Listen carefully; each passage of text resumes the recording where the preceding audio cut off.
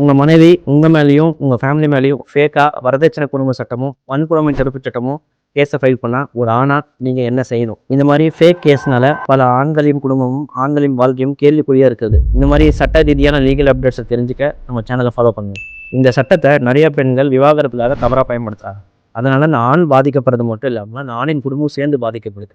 இதனால் இந்த சட்டத்தை தவறாக பயன்படுத்தக்கூடாது. செக்ஷன் 85 ஆஃப் பிஎன்எஸ் கீழே தான் எஃப்ஐஆர் ஃபைல் பண்ணுவாங்க.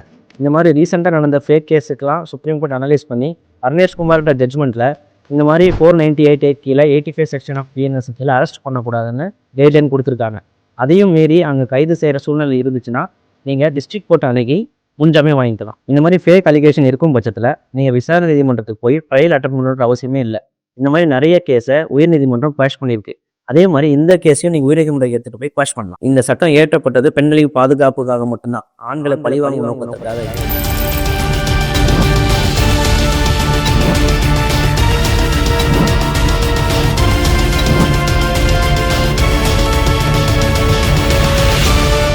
Your rights, our voice.